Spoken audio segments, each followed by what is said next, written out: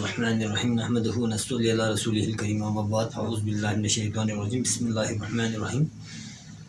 قابل ذی وقار دوستو بھائیو السلام علیکم۔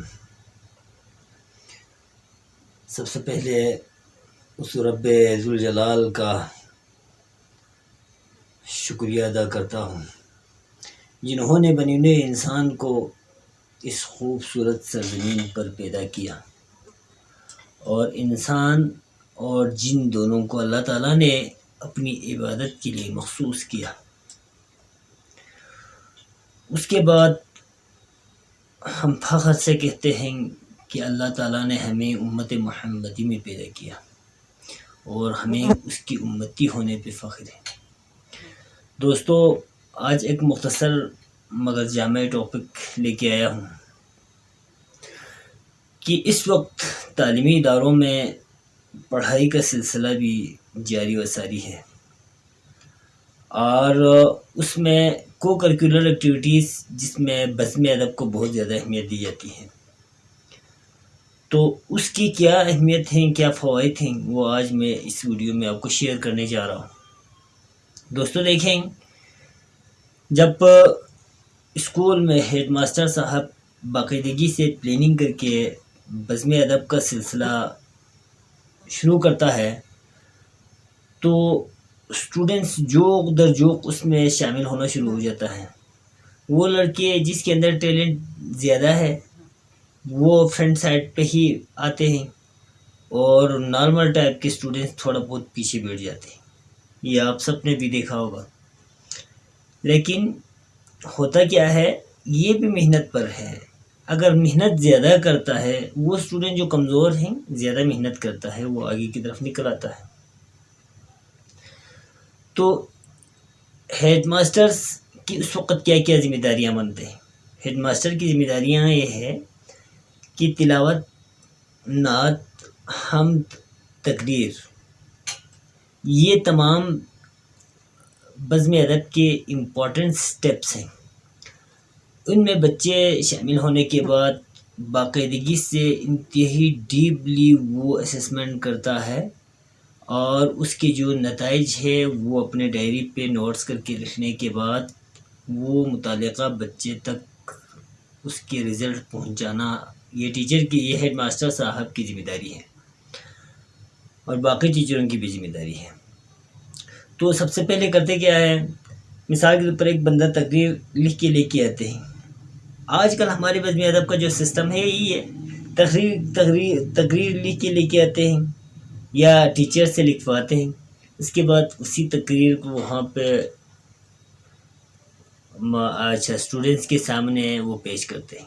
بس اسی کو ہم کہتے ہیں کہ وہ فرنٹ لائن پہ بزم ادب میں شامل ہے۔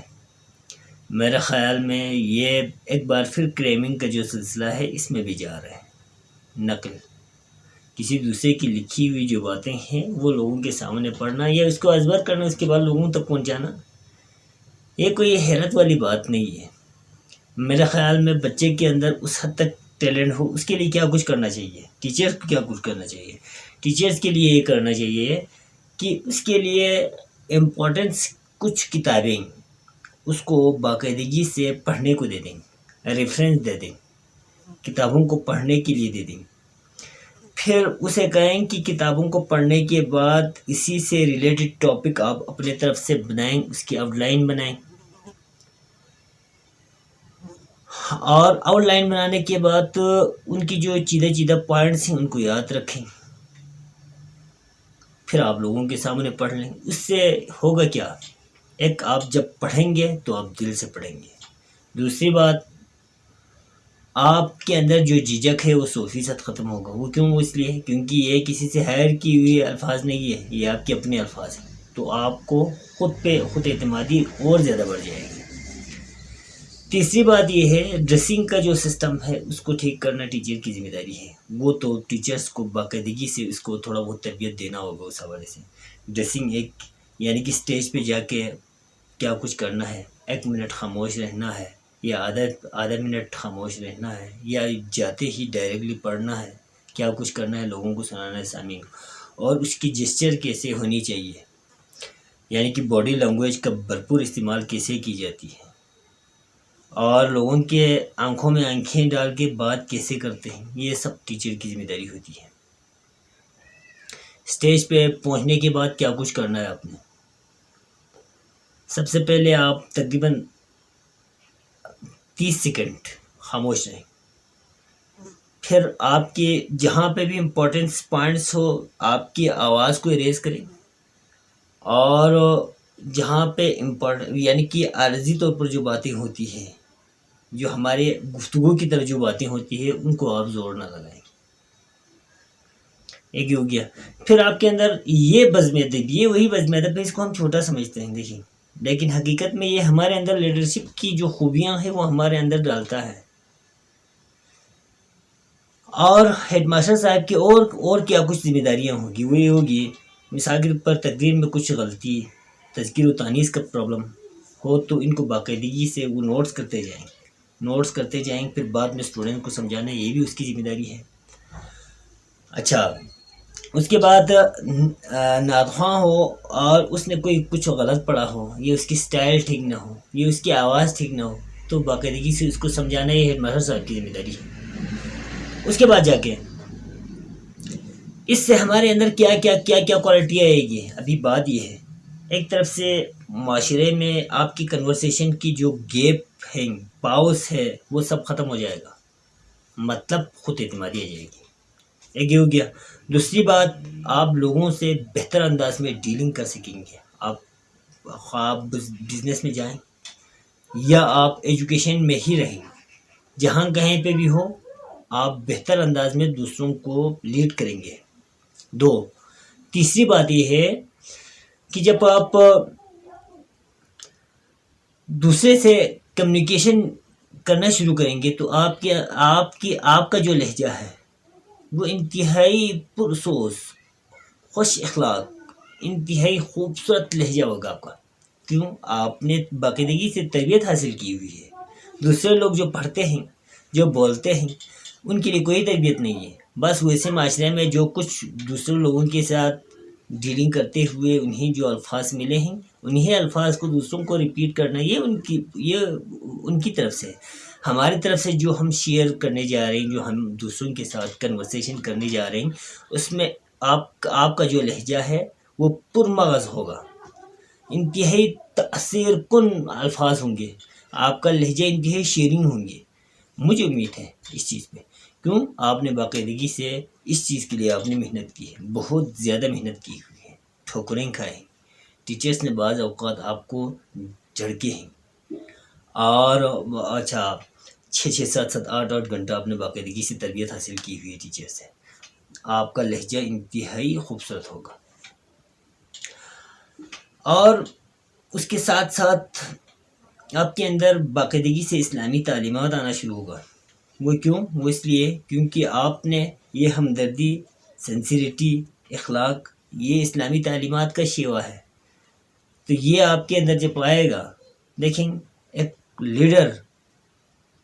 لیڈر کے منہ سے کبھی بھی نفرت انگیز الفاظ نہیں نکلتا، کبھی بھی نہیں نکلتا۔ آپ لیڈر ہیں، لیڈر ہم اگر ہمارے مروجہ، ہماری یہ جو آج کل کی اس دنیا میں ہماری سوسائٹی میں اگر ہم اس کی ڈیفینیشن سوسائٹی سے لے لیں تو کیا ہوگا؟ لیڈر وہ ہوتا ہے جو دوسروں کو دبائے، دوسروں پہ حکمرانی کرے، اس کو لیڈر کہا جاتا ہے۔ لیکن کتاب والے اچھے سکالرس اس کی ڈیفینیشن کیا کرتے ہیں؟ لیڈر وہ ہے جو قوم کی خدمت کرے، ہر وقت قوم کی خدمت کے لیے تیار رہے، اس کو لیڈر کہا جاتا ہے۔ اس کو وہ لوگ جو قوم کی خدمت کرے اس کو لیڈر کہا جاتا ہے۔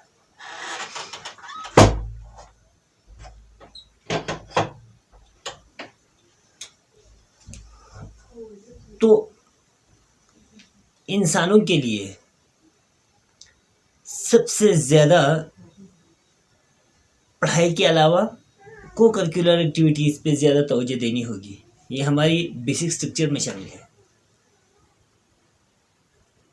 بنیادی طور پر ہم یہی سسٹم، یہی ایجوکیشنل سسٹم باقاعدگی سے ایجوکیشنل سسٹم میں یہی تربیت ہم بچوں کو دیتے ہوئے جانا چاہیے تاکہ ہم کامیاب ہو جائیں، ہمارے قوم بہتر طریقے سے لیڈ کرنے کے لیے ایک بہتر لیڈر ملے۔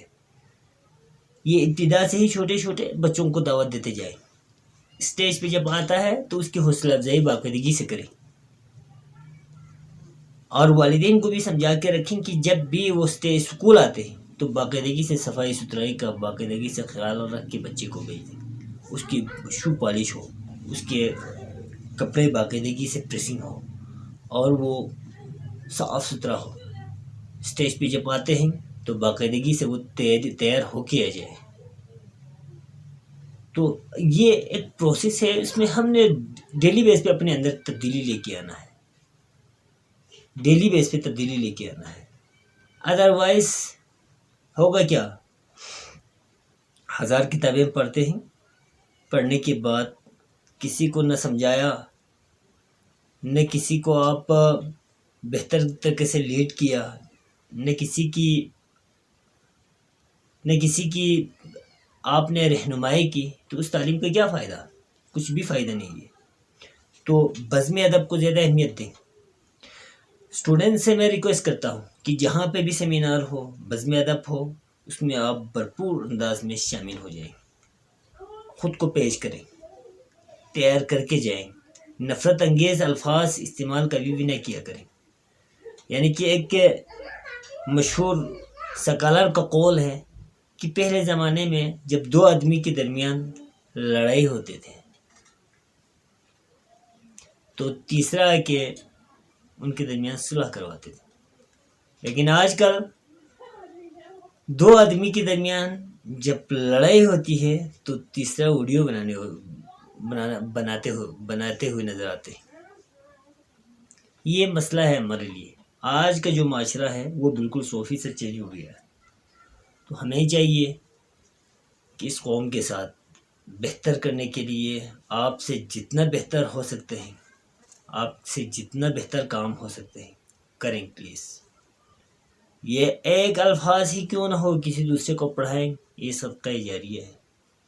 ایک اچھے الفاظ آپ کے منہ سے نکلیں گے، صدقہ جاریہ ہے۔ دوسروں کو سمجھانے کے لیے نرم لہجے سے سمجھائیں، ان پڑھ کو ان پڑھ کے لہجے میں سمجھانے کی عادت کبھی بھی نہ کیا کریں۔ یہ ایک اچھے طالب علم کا راہ یا شعار نہیں ہے۔ کامیابی کے لیے ہر وقت تیار رہیں، یعنی کہ خود کو چینج کرنے کے لیے تیار رہیں۔ خدا نے آج تک اس قوم کی حالات نہیں بدلی، نہ ہو جس کو خیال آپ اپنے حالات کے بدلنے کا۔ انہی چند کلمات کے ساتھ